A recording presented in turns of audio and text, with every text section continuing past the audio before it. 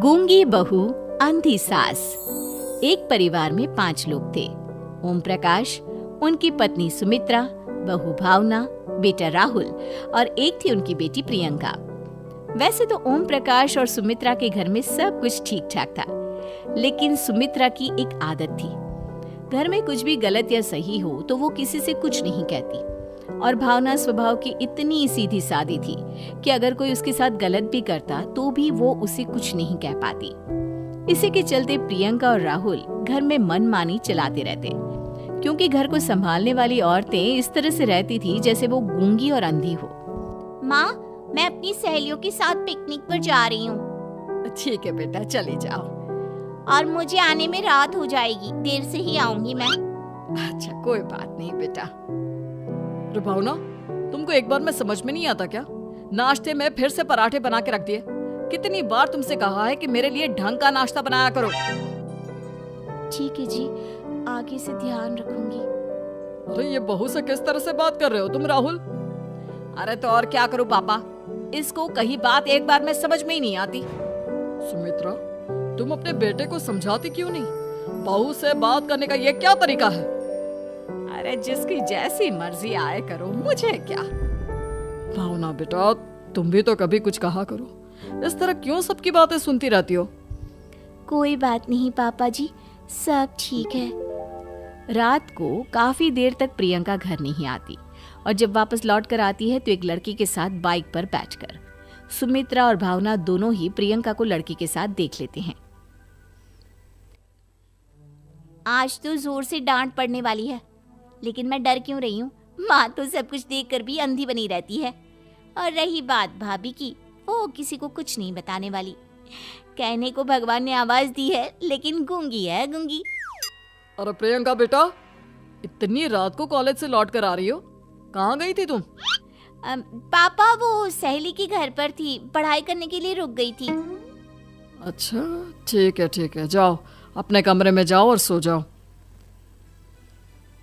सुमित्रा ने अपनी बेटी को एक लड़की के साथ इतनी रात को आते देखकर भी उससे कुछ नहीं कहा, और भावना ने भी इस बारे में किसी से कोई बात नहीं की। कुछ दिनों के बाद मामा जी का फोन आया था। उन्होंने प्रियंका के लिए कोई रिश्ता ढूंढा है। लड़के वाले उसे देखने आ रहे हैं। अरे मुझे नहीं करनी शादी वादी, किसी लड़की को बुलाने की कोई जरूरत नहीं है। ये तुम क्या कर रही हो प्रियंका बेटा? तुम्हारी शादी की उम्र हो चली है और तुम्हारे मामा जी ने बहुत अच्छा रिश्ता बताया है। पापा, अब जिद क्यों कर रहे हैं? और आप क्यों मेरी मर्जी के खिलाफ शादी कराना चाहते हैं? अरे माँ, इसको समझाइए ना। आपकी बेटी, आप तो बस चुपचाप सब कुछ होते हुए भी देखती रहती हैं। अरे तो क्या कहूँ, और मेरे कहने से क्या हो जाएगा? वैसे भी गलत क्या हो रहा है, सब कुछ सही तो है। भावना बहू, देखो तो प्रियंका हमारी बात नहीं समझेगी, लेकिन वो तुम्हारी हम उम्र है। क्या पता तुम्हारे कहने से उसे कुछ समझ में आ जाए। नहीं पापा जी, मेरे कहने से कुछ नहीं होगा। मैं प्रियंका को कैसे समझा सकती हूँ? वो ननद है मेरी, कहीं मेरी किसी बात का बुरा मान गई तो?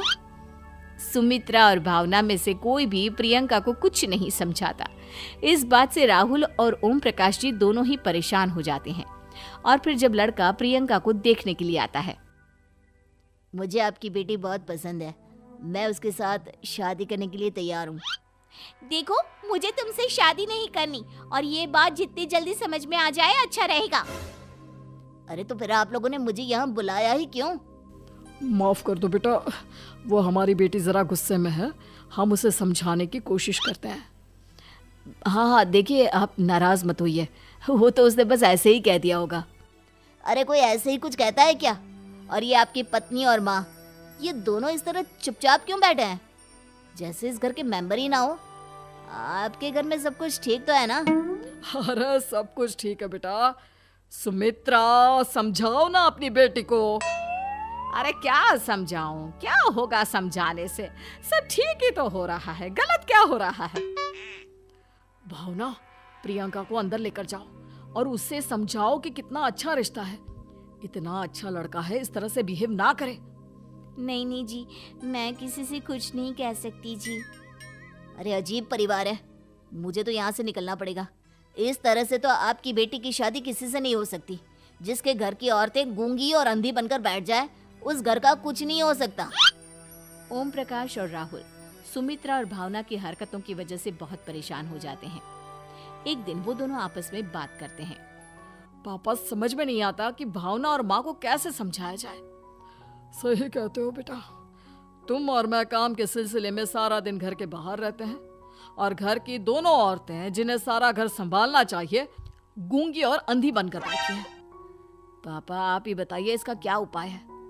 मेरी तो कुछ समझ में नहीं आता बेटा, लेकिन हमें कुछ तो करना पड़ेगा क्योंकि इन सब की वजह से प्रियंका बहुत ज्यादा बिगड़ती जा रही है। तुमने देखा उसे किस तरह से बिहेव किया था। अरे लेकिन पापा हम करेंगे क्या? हमें एक नाटक करना होगा। कुछ दिनों के लिए हम भी गूंगे और बहरे बन जाते हैं, उसके बाद इन दोनों औरतों को अकल आएगी। हाँ पापा, शायद आपकी बात ठीक है। हम दोनों हर बार बात को संभाल लेते हैं और इसी वजह से माँ और भावना कुछ भी करने की कोशिश ही नहीं करते। और फिर अगले दिन, भावना, नाश्ते में क्या बनाया है? जी पराठे बनाए हैं। मेरे लिए पोहा बना दो। अच्छा जी ठीक है, अभी बना देती हूँ जी। बहू, नाश्ते में क्या बनाया है? पापा जी पराठे हैं और पोहे बन रहे हैं। अरे बहू, मुझे तो उपमा खाने का मन था, मेरे लिए उपमा बना दो।